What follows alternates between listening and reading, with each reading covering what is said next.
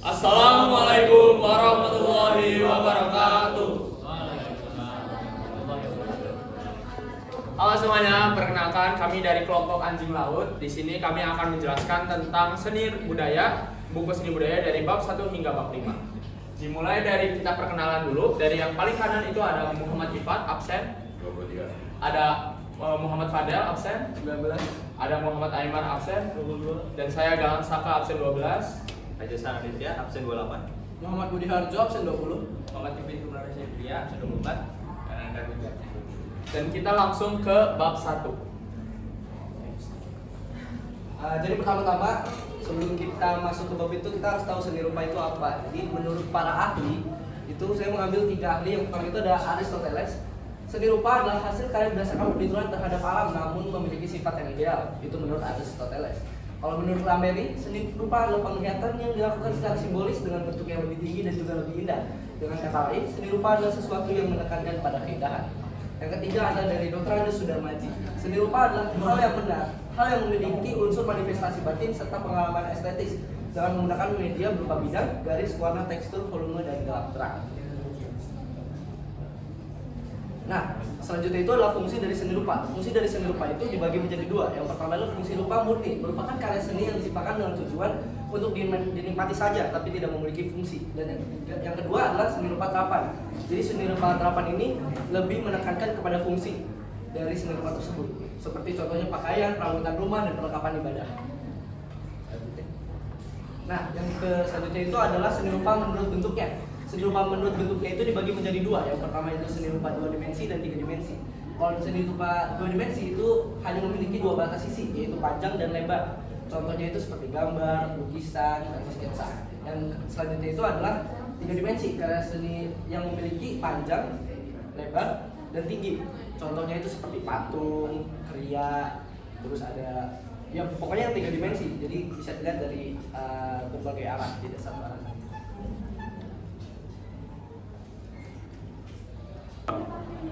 Selanjutnya materi selanjutnya akan disampaikan oleh Ayman. Oke, jadi di bab 2 yaitu mengamati di subbab kedua mengamati seni rupa dalam kehidupan sehari-hari. Proporsi itu memiliki beberapa pengertian, di antaranya perbandingan, bagian, dan juga keseimbangan. Proporsi dalam seni rupa adalah hubungan dari suatu benda secara menyeluruh. Contohnya, pada saat kita mengamati benda-benda dalam kehidupan sehari-hari menggunakan visual secara proporsi. Misalnya, benda-benda itu akan terlihat besar dan dekat dan akan terlihat kecil dan jauh. Sebuah karya seni itu membutuhkan proporsi agar karya itu memiliki nilai estetika yang tinggi dan juga kesan yang seimbang. Hal itu dikarenakan setiap hal yang mengandung proporsi itu pasti memiliki keseimbangan yang ideal di setiap unsurnya. Gestur adalah bahasa utama dari karya seni rupa. Setiap seniman itu berbicara dengan gestur dalam lukisannya. Gestur tubuh dan apresiasi wajah dalam lukisan itu mengungkapkan ekspresi tertentu. Salah satunya adalah kepribadian. Ruang dalam seni rupa itu dalam seni rupa 2 dimensi itu bersifat nyata atau tanpa semu. Ruang dibagi menjadi 2, yaitu ruang positif dan juga negatif. Ruang negatif adalah ruang yang berada di luar berbagai bidang atau volume, sementara ruang positif adalah ruang yang berada di dalam bidang atau volume. Ruang ini dimanfaatkan agar memberikan kesan-kesan tertentu pada suatu karya. Oke, di subbab yang ketiga ini adalah mencoba membuat karya seni rupa. Sebelum kita mencoba membuat karya seni rupa, yang pertama itu adalah kita harus mengeksplorasi gagasan suatu karya. Jadi ya sebelum kita melakukan membuat seni rupa, kita harus mengeksplorasi dulu ide atau konsep apa yang ingin kita sampaikan dalam seni rupa tersebut. Yang kedua adalah merancang karya persuasif. Jadi karya persuasif ini adalah suatu proses merancang karya seni rupa dengan tujuan untuk mempengaruhi opini atau pelaku penonton. Jadi sang audiens yang kita ingin sampaikan itu agar terpengaruh oleh pendapat atau yang kita ingin sampaikan. Oke, faktor-faktor dalam merancang karya seni persuasif. Yang pertama adalah konsep atau pesan yang ingin disampaikan. Yang kedua adalah teknik atau media yang digunakan, dan komposisi dan desain dan penargetan audiens. Empat faktor ini adalah faktor penting dalam merancang suatu karya persuasif. Contoh-contoh pesan persuasif dalam seni rupa. Yang pertama itu adalah ajakan. Jadi yang pertama itu ajakan seperti ya ayo buang sampah pada tempatnya. Yang kedua itu adalah satir atau sindiran halus. Jadi tidak seperti mengajak, tapi kita lebih mengundir orang tersebut seperti orang bijak taat pajak. Yang ketiga adalah pesan larangan atau ancaman. seperti membuang sampah sembarangan dapat didenda dan dapat ancaman penjara. Jadi ini langsung mengancam atau melarang orang-orang agar tidak melakukan hal yang kita beritahu seperti itu. Selanjutnya.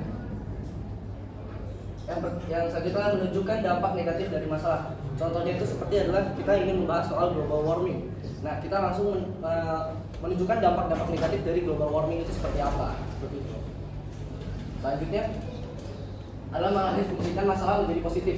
Ini contohnya seperti adalah mengalihfungsikan sampah yang banyak dan kita ubah menjadi karya-karya yang lebih bermanfaat seperti itu. Nah, yang ketiga dalam membuat suatu karya seni rupa adalah membuat sketsa atau gambar kerja. Yang pertama adalah konsep atau gagasan. Sebelum kita membuat sketsa, kita harus membuat suatu konsep atau gagasan dari karya seni rupa yang kita ingin buat seperti itu. Yang kedua adalah alat dan media. Tentu saja kita harus mempersiapkan alat dan media seperti alatnya ada pensil, pulpen, dan medianya seperti kertas atau kanvas. Yang selanjutnya komposisi dan proporsi. Dalam kita membuat sketsa kita harus mempentingkan juga proporsi dan komposisi suatu karya seni agar karya seni itu terlihat indah atau menarik. Dan detail dan kesan. Dalam membuat karya seni rupa juga kita harus mementingkan detail-detail kecil dan kesan agar karya seni kita terlihat menarik seperti itu. Selanjutnya membuat karya seni rupa. Membuat karya seni rupa adalah proses kreatif di mana seorang seniman itu menciptakan sebuah objek atau gambaran visual yang bermakna dan memiliki nilai estetika. Ada beberapa jenis karya seni rupa yang biasa kita temui atau bisa kita buat dalam kehidupan sehari-hari, yaitu ada poster, patung, media digital, lukisan, gambar, dan lain-lain. Membuat karya seni rupa itu melibatkan beberapa tahapan penting agar hasil yang dihasilkan itu berkualitas dan juga memenuhi harapan seniman. Di sini ada beberapa tahapan umum dalam membuat karya seni rupa. Pertama, tahap persiapan. Pada tahap ini tuh seniman akan merancang konsep ide yang akan diwujudkan dalam karya seni rupa. Dan di sini tuh di tahap persiapan tuh ada beberapa proses. Nah, yang pertama, memilih dan menganalisis masalah. Yang kedua, memilih media yang tepat. Yang ketiga, merancang sketsa atau gambar dan kasar karya. Yang B, tahap pelaksanaan. Tahap pelaksanaan itu mencakup beberapa aktivitas seperti mengolah bahan dan membeli orang yang tepat. Selama proses pembuatan, pertimbanganlah dengan baik elemen visual seperti warna, bentuk, dan juga tekstur agar bisa menyampaikan pesan dengan kuat. Lalu yang terakhir adalah tahap akhir. Pada tahap ini, kita akan menilai karya seni rupa secara menyeluruh dan menentukan apakah karya ini tuh memenuhi ekspektasi dari seniman atau enggak.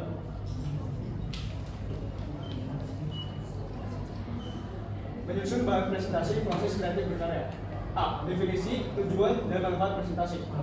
Presentasi adalah menyampaikan informasi atau gagasan secara lisan dan visual kepada pengunjung dengan menggunakan alat bantu seperti video atau grafik. Lalu selanjutnya adalah tujuan presentasi. Tujuan presentasi itu ada beberapa tujuan. Yang pertama, mengenalkan suatu topik atau konsep secara sistematis kepada pengunjung. Yang kedua, memotivasi pengunjung untuk berpartisipasi sesuai dengan pesan yang disampaikan. Yang ketiga, mempromosikan jual jasa atau produk. Yang keempat, membuat pengumuman resmi mengenai kemajuan proyek. Yang kelima, membuat kredibilitas dalam diri. Dan yang keenam, memberikan edukasi kepada pengunjung. Selanjutnya adalah manfaat menyusun bahan presentasi. Yang pertama, digunakan sebagai alat mempresentasikan proses karya seni kepada orang lain. Yang kedua, memberikan pemahaman yang jelas tentang proses pembuatan karya seni. Yang ketiga, memberikan pemahaman yang lebih luas tentang masalah yang diangkat. Yang keempat, memperlihatkan proses karya seni rupa dengan baik dan benar. Dan yang terakhir, menjadi sarana untuk mengevaluasi proses pembuatan karya seni rupa. B. Menyusun materi presentasi. Ada beberapa tahapan untuk menyusun materi saat presentasi. Yang pertama, menentukan judul presentasi. Yang kedua, pendahuluan. Yang ketiga, bagian isi, 4 penutup, dan terakhir referensi. Lalu mengemas materi presentasi. Yang pertama itu ada presentasi digital. Format digital itu memungkinkan kita untuk membuat presentasi menjadi lebih menarik dan dinamis. Yang kedua, presentasi. Pada masa ini, kita menggunakan beberapa berkas sehingga materi yang disampaikan itu tidak terlalu menumpuk. Yang ketiga, presentasi display. Presentasi ini tuh memajang keseluruhan materi dalam sebuah bidang yang disediakan, sehingga audiens dapat melihat keseluruhan materi.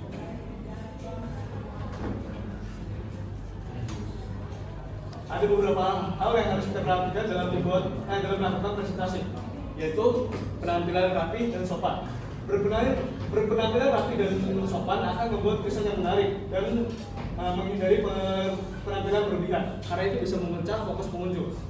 Yang kedua, menguasai materi presentasi. Cobalah untuk mempelajari materinya secara mendalam agar membuat presentasi menjadi lebih mudah dan berbahaya. Yang ketiga, penguasaan alat penunjang presentasi. Kita harus menguasai alat yang kita gunakan pada saat presentasi. Contohnya itu seperti laptop, proyektor, dan lain-lain. Nah, D. Menjawab pertanyaan. Ada beberapa cara dalam menjawab pertanyaan. Yang pertama, menjawab langsung atau satu persatu. Dan yang kedua itu menampung pertanyaan, baru menjawabnya sekaligus dan tidak bertele-tele. Yang kelima, membuka dan menutup presentasi. Membuka dan menutup presentasi itu sebaiknya dilakukan dengan mengawali dari salam, perkenalan diri, dan menyampaikan materi.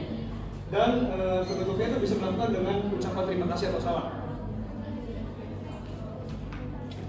Lanjut, itu ada di bab 2 adalah apresiasi seni rupa. Sebelum kita tahu bagaimana cara untuk mengapresiasi seni rupa, kita harus tahu dulu seni rupa itu apa sih? Seni rupa adalah bentuk seni yang melibatkan kreativitas, penggunaan elemen estetika seperti bentuk, warna, tekstur untuk menciptakan karya seni. Contoh-contoh karya seni rupa itu seperti baju yang kalian pakai sekarang, itu ada di baju hari Selasa. Ada seperti motif, itu adalah motif karya seni rupa. Lalu lanjut, pengertian apresiasi. Apresiasi berasal dari bahasa Latin yaitu estimatio, yang berarti artinya adalah menghargai, dan juga diserap dari bahasa Inggris yaitu appreciation. Yang menurut KBBI sendiri, apresiasi adalah kesadaran seseorang terhadap nilai dari suatu karya seni. Elemen dalam apresiasi seni itu ada pulpen, itu ada perasaan, empati, dan juga nilai. Tahapan menjadi apresiator yang baik. Yang pertama adalah rasa ingin tahu. Gimana caranya kalian itu pengen baik dalam suatu hal, tapi kalian tidak pengen tahu dengan hal tersebut. Nah, lalu yang kedua ada menyukai karya seni. Kalian harus menyukai karya seni, mau itu patung, lukisan, menggambar, mewarnai, dan lain sebagainya. Lalu yang ketiga adalah jika kalian sudah menyukainya, kalian sudah mencari tahunya, pasti kalian ada hasrat untuk pengen mengoleksi barang-barang dari karya seni. Lalu kita lanjut ke cara mengapresiasi seni rupa dalam kehidupan sehari-hari. Yang pertama adalah bisa mengunjungi galeri seni, menghadiri pameran seni, membaca buku seni, berpartisipasi dalam workshop seni, menjadi kolektor seni, menggunakan karya seni rupa sebagai dekorasi rumah, pakaian, dan lain sebagainya, dan juga mengapresiasi seni rupa di dalam media sosial kalian. Lalu kita lanjut ke dalam manfaat apresiasi seni rupa. Itu bisa meningkatkan keterampilan, bisa meningkatkan percaya diri, bisa meningkatkan emosi pada diri sendiri, bisa meningkatkan kemampuan berpikir kritis, bisa menciptakan kepedulian terhadap lingkungan sekitar. Lalu jenis-jenis apresiasi seni rupa. Yang pertama ada apresiasi empati, di mana apresiasi ini itu memahami perasaan yang ada di dalam suatu karya seni tersebut. Lalu ada yang namanya apresiasi estetis yang mengedepankan karya seni yang dilihat dari sudut pandang keindahan. Lalu lanjut ke apresiasi kritis, yaitu adalah apresiasi yang dimana kita harus menganalisis dan juga mengevaluasi karya seni berdasarkan teknik, komposisi, tema, dan konteks sosial serta sejarah. Lalu selanjutnya yaitu adalah teknik apresiasi yang biasa kita sebut atau kita singkat sebagai hoaki. Hoaki itu yang pertama adalah observasi, yang kedua ada analisis, lalu konteks, komparasi, dan juga interpretasi. Lalu kita lanjut ke komponen seni rupa, ada elemen visual seperti garis, warna, bentuk, tekstur, ruang, dan nilai. Lalu ada komposisi, kesatuan, keseimbangan irama dan pola. Lalu ada isi atau pesan, yaitu adalah tema atau ekspresi positif atau ekspresi emosi, moral, dan juga refleksi kehidupan. Lalu kita lanjut yaitu adalah jenis karya seni rupa dibagi menjadi dua, yaitu adalah karya seni rupa representasional dan juga non representasional. Apa sih bedanya? Yang pertama, representasional berarti karya seni rupa ini mengambil contoh dari alam. Misal, saya pengen melukis gunung, berarti saya bisa melihat gunung sebagai referensi lukisan saya. Lalu ada yang namanya karya seni non representasional, di mana dia mengambil karyanya tidak merujuk dari objek nyata atau abstrak. Lalu kita lanjut ke cara mengapresiasi karya seni rupa non representasional. Gimana sih caranya untuk mengapresiasinya? Yang pertama, bisa mengamati karya dengan sesama, mencari informasi tentang seniman dan karyanya, mengambil gambar saat presentasi, berdiskusi dengan orang lain, dan juga membuat karya seni non representasional itu sendiri. Lalu kita lanjut, mengapa harus mengapresiasi seni rupa tradisional?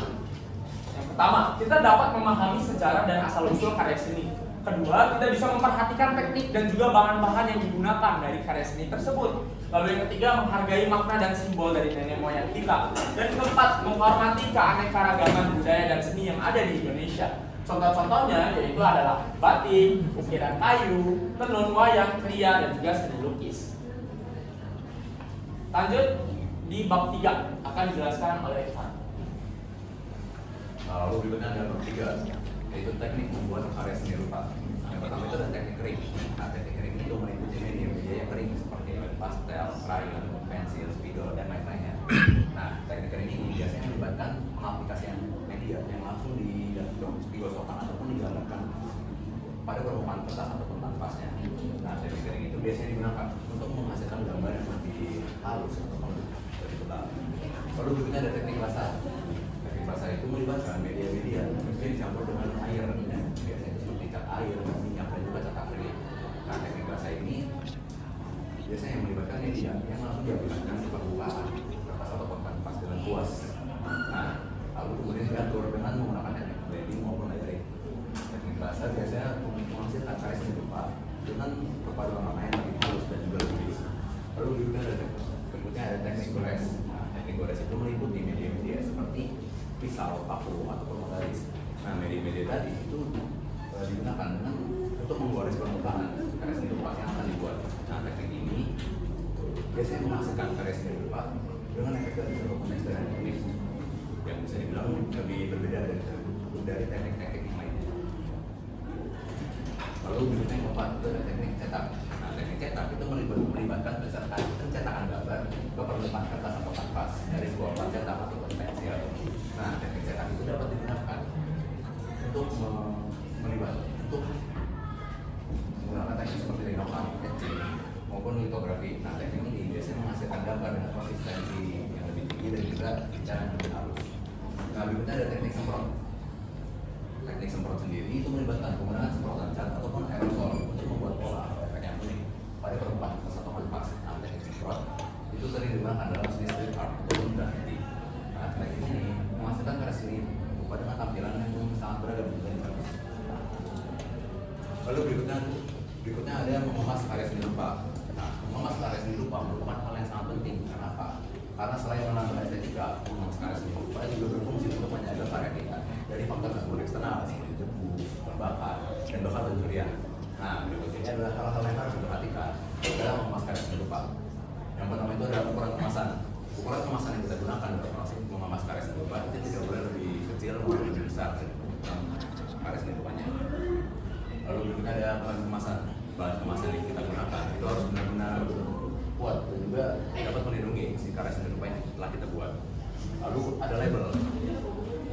Saat mengemas karya seni rupa kita harus mencantumkan sebuah label. Nah, biasanya dalam label tersebut dicantumkan juga seperti nama pembuat, nama karya seni rupanya, dan lain-lainnya. Lalu berikutnya ada penanganan. Ketika kita sedang menangani sebuah karya seni rupa, itu orang yang mengemas itu harus benar-benar ahli, bukan orang yang sembarangan. Lalu ada keamanan. Kita harus memastikan bahwa keamanan karya seni rupa yang telah kita kemas itu benar-benar aman agar terhindar dari hal-hal yang tidak diinginkan seperti debu, kelembapan, dan bahkan dicuri. Selanjutnya yang bab 4 adalah mengenal tentang kreativitas. Nah, jadi yang pertama definisi dari kreativitas dulu. Jadi kreativitas adalah kemampuan untuk memikirkan dan menciptakan sesuatu yang baru dan bermanfaat dalam memecahkan masalah. Nah, di sini ada ciri-ciri perilaku seorang kreatif. Yang pertama adalah bersikap terbuka. Berpikiran terbuka ini istilahnya kita berani keluar dari zona nyaman. Mereka berani untuk mengeksplor atau mencari dan menjelajahi ide baru. Yang kedua adalah peka terhadap lingkungan. Orang kreatif itu ketika mereka melihat suatu peristiwa atau objek, mereka bisa menjadikannya menjadi sebuah ide. Yang ketiga adalah memiliki kemampuan asosiasi. Nah, yang ketiga ini adalah jika seseorang bersikap kreatif, mereka mampu mengumpulkan ide-ide. Yang keempat adalah memiliki kemampuan berpikir kerja. Nah, yang keempat ini adalah orang kreatif itu berani mampu menghasilkan ide-ide dalam waktu yang singkat. Lima adalah berani mengambil resiko. Yang keenam, menjadikan kreativitas sebagai gaya hidup. Yang artinya mereka itu dalam kehidupan sehari-hari mereka seperti hobi atau segala aktivitasnya itu bisa membuat mereka menjadi lebih kreatif lagi. Yang ketujuh adalah sabar dan tekun. Nah, definisi dan tahapan proses kreatif.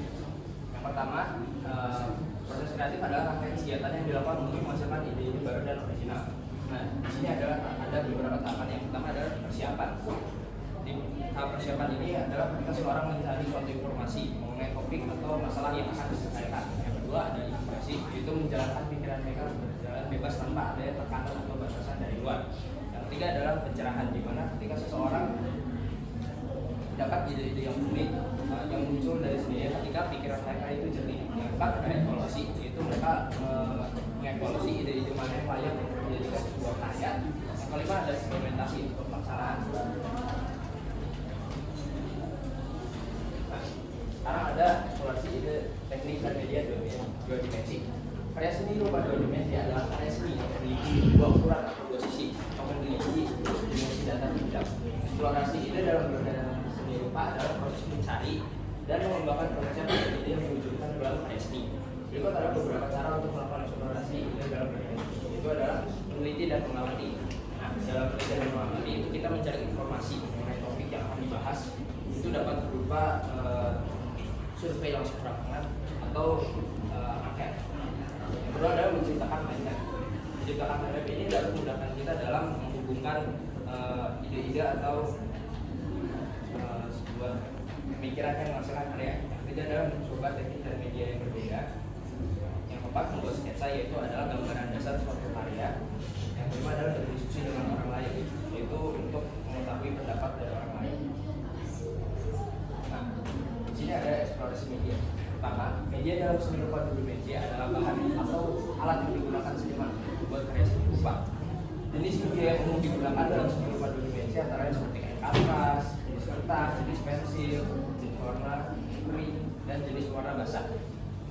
Yang kedua di sini ada eksplorasi gagasan. Dalam eksplorasi gagasan seni rupa, kita harus mengenal unsur dan prinsip seni rupa. Berikut adalah tahapan eksplorasi gagasan dalam seni rupa. Yang pertama adalah pemikiran awal, lalu ada penelitian, eksplorasi ide, sketsa, lalu ada pembuatan karya, dan yang keenam adalah evaluasi. Lalu selanjutnya adalah membuat karya. Nah, dalam membuat karya kita ada 3 tahap. Yang pertama ada membuat sketsa, merealisasikannya menjadi karya seni rupa, dan membuat portofolio. Yang pertama adalah membuat sketsa. Membuat sketsa adalah cara efektif untuk kita menggambarkan suatu imajinasi yang ada di pikiran kita. Nah, dalam membuat sketsa kita memiliki beberapa tahap. Yang pertama menentukan tujuan sketsa. Kita harus menentukan tujuan sketsa agar dapat menjadi lebih fokus pada elemen penting yang akan ditampilkan. Yang kedua, mengumpulkan ide dan evaluasi. Kumpulkanlah ide yang dianggap menarik dan kita harus pilih ide yang paling menarik. Lalu yang ketiga, memilih media yang sesuai dan memperhatikan komposisi. Pilihlah media yang menurutmu paling pas untuk ide sketsamu agar mendapatkan hasil yang paling bagus menurut dirimu. Yang keempat adalah menggunakan garis dan elemen yang warna yang tepat. Penggunaan garis dan warna akan membantu sketsa menjadi lebih realistis dan detail.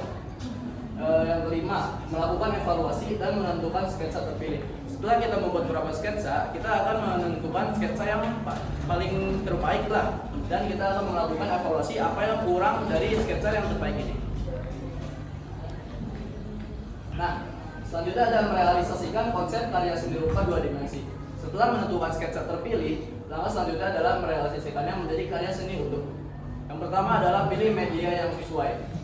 Seperti yang sebelumnya pada membuat sketsa, sekarang kita memilih media yang sesuai untuk dijadikan karya seni yang utuh. Yang kedua adalah gambar sketsa terpilih pada media yang dipilih. Ini adalah proses pemindahan dari gambar sketsa pada media yang sebelumnya ke media yang baru yang sudah kita pilih. Lalu ketiga, tambahkan detail. Tambah detail pada karya agar terlihat lebih jelas dan realistis.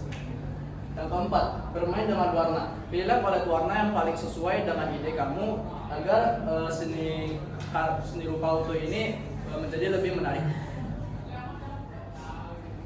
kelima, tambahkan bayangan dan highlight.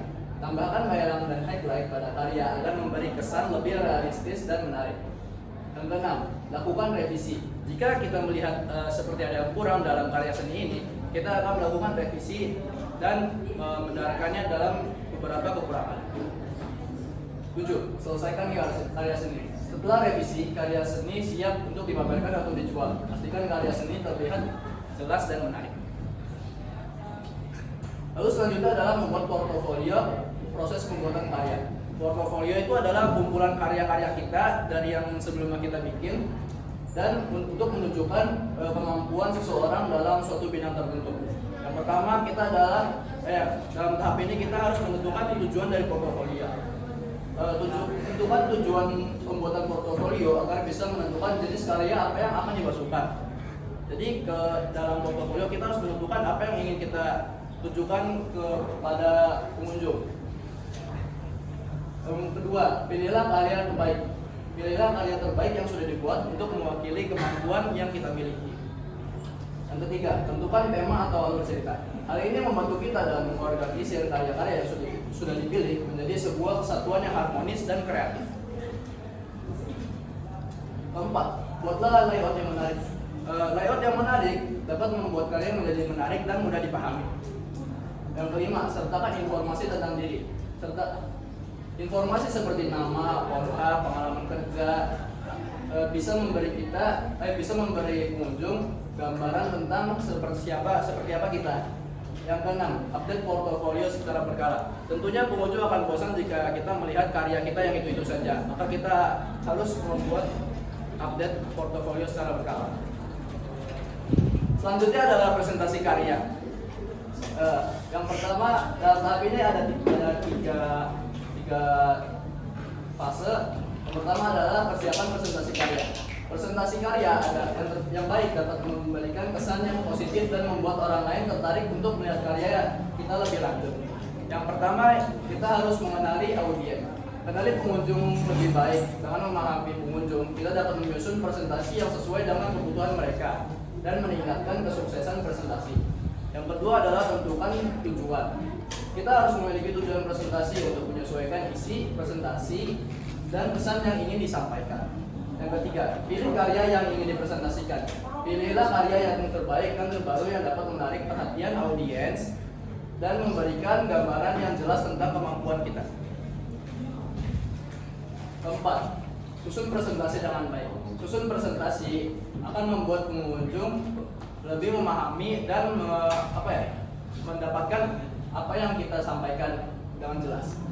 Yang kelima, latihan presentasi. Latihan presentasi membantu mengasah keterampilan presentasi, dapat membantu mengurangi kecemasan dan meningkatkan kepercayaan diri. Keenam, persiapkan alat presentasi.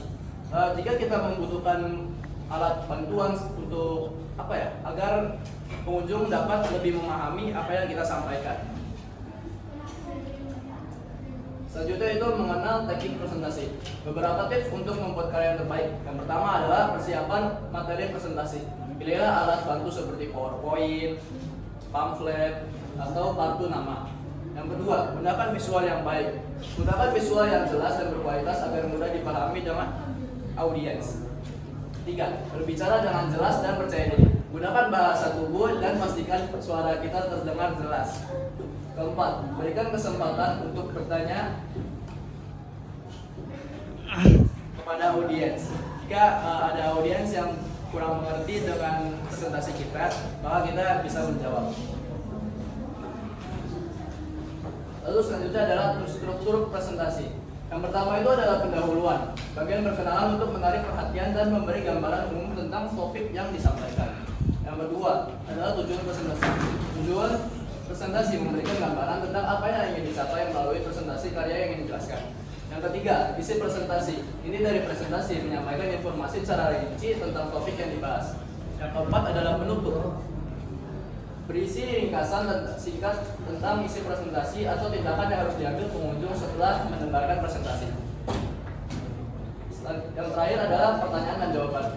Sesi ini membantu audiens untuk memahami presentasi kita dengan baik. Ya, di bab 5 ini saya akan menjelaskan tentang komunikasi gambar. Jadi komunikasi itu ada dua tipe ya, ada verbal dan non verbal. Untuk komunikasi gambar ini termasuk dalam non verbal. Nah, tujuan utama dari komunikasi gambar ini adalah untuk menyampaikan pesan yang lebih estetis dan visual. Nah, ada beberapa cara untuk mengidentifikasi pesan dalam gambar tersebut. Yang pertama adalah analisis komposisi gambar seperti warna, tekstur, dan lain-lain. Ingat, setiap warna memiliki maksud yang berbeda. Yang kedua adalah identifikasi objek dan subjek gambar. Apa saja objek dan subjek yang ada dalam gambar tersebut. Dan yang ketiga itu adalah analisis konteks gambar. Apa yang dimaksud dalam gambar tersebut. Kita harus mengetahuinya dengan baik. Nah, untuk yang keempat adalah kenali gaya dan teknik dalam gambar tersebut. Teknik itu ada bermacam-macam dalam membuat seni rupa. Kita dapat memahaminya dengan baik. Selanjutnya, fungsi komunikasi gambar yang pertama adalah identifikasi. Fungsi yang pertama ini adalah fungsi terpenting untuk mengidentifikasi apa saja yang ada dalam gambar tersebut. Yang kedua adalah informasi. Seperti yang saya sudah sampaikan di awal, komunikasi gambar adalah cara untuk menyampaikan cara seniman untuk menyampaikan pesannya kepada para pengamatnya. Yang ketiga adalah promosi. Komunikasi gambar juga dapat digunakan untuk media promosi berbagai macam produk. Yang keempat adalah persuasi. Komunikasi gambar juga dapat digunakan untuk mengajak khalayak ramai untuk tentang apa yang ada dalam gambar tersebut. Yang kelima adalah propaganda. Propaganda itu seperti akan membuat pengamatnya itu menciptakan sudut pandang yang baru tentang suatu hal. Selanjutnya adalah di bidang pendidikan. Seni rupa sangat sering kita temui dalam bidang pendidikan untuk menciptakan suasana belajar yang lebih efektif dan tidak membosankan. Selanjutnya adalah di bidang psikologi. Seni rupa dapat dimanfaatkan sebagai media terapi. Selanjutnya adalah di bidang arsitektur. Seni rupa juga dapat digunakan sebagai inspirasi bagi arsitek untuk menciptakan suatu rancangan bangunan tertentu. Selanjutnya di bidang teknologi, kita sering menjumpai beberapa website atau aplikasi yang dapat kita gunakan untuk membuat seni rupa 3 dimensi dan lain-lain. Yang selanjutnya adalah komunikasi. Di bidang komunikasi, seni rupa juga dapat digunakan sebagai alat untuk menyampaikan pesan. Yang selanjutnya adalah sains. Komunikasi gambar ini, seni rupa ini juga dapat digunakan sebagai seperti suatu konsep teori sains tersebut. Di sini adalah tips dan trik pemanfaatan seni rupa dalam ilmu lain. Yang pertama adalah pilih materi yang menarik, kedua pilih materi yang menantang agar membedakan materi kita dengan yang lain supaya itu menjadi lebih tersesat. Yang ketiga adalah pilih materi yang berkaitan dengan tema. Contohnya seperti peta, kita harus menggunakan mapel seperti yang berkaitan dengan peta tersebut seperti geografi dan lain-lain. Selanjutnya adalah pilih materi yang memiliki nilai edukatif dan sesuai dengan tekniknya digunakan. Selanjutnya membuat ilustrasi deskriptif. Definisi dan tujuan ilustrasi deskriptif merupakan salah satu jenis komunikasi gambar. Nah, ilustrasi deskriptif adalah gambar yang menunjukkan penjelasan tentang suatu objek harus deskriptif secara visual dengan detail yang lengkap dan jelas. Ilustrasi deskriptif memiliki fungsi untuk memberikan informasi tentang visual suatu objek atau suatu situasi dengan cara yang mudah dipahami dan membaca. Tujuan ilustrasi deskriptif adalah untuk menyampaikan informasi. Nah, di identifikasi karya ilustrasi deskriptif itu ada 3. Pertama itu ada tema atau topik. Tema atau topik itu biasanya dimiliki oleh yang disampaikan tema tersebut berupa suatu konsep, ide, gagasan, atau gagasan yang ingin disampaikan oleh gambar. Terus yang kedua, genre ya. Dan mengidentifikasi karya deskriptif ketika genre yang digunakan oleh ilustrator dalam menggambarkan objek atau tema. Beberapa teknik umum digunakan dalam karya ilustrasi deskriptif seperti penggunaan warna, shading, dan detail. Ketiga, publikasi karya. Publikasi karya adalah proses atau kegiatan yang dilakukan untuk membuat karya tersedia untuk dunia dinikmati, dibaca, tonton, atau diakses secara umum. Model publikasi seni rupa terdiri dari publikasi offline dan publikasi online. Hal ini ada strategi yang digunakan untuk digunakan oleh seniman atau lembaga seni untuk memperluas jangkauan kepada khayal yang luas. Mempersiapkan rancangan materi dan teknik publikasi karya adalah langkah yang penting dalam proses publikasi gambar. Sebelum mempublikasi karya, seorang penulis harus mempersiapkan rancangan materi dan teknik publikasi gambar tersebut yang agar baik karya yang dipublikasi dapat diterima dengan baik oleh masyarakat. Baiklah, mungkin itu presentasi yang telah kami lakukan. Sebelum itu ada yang ingin ditanyakan terlebih dahulu? Nggak ada. Baik, terima kasih banyak.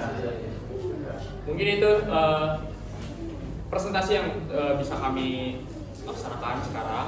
Kurang lebihnya mohon maaf. Wassalamualaikum warahmatullahi wabarakatuh.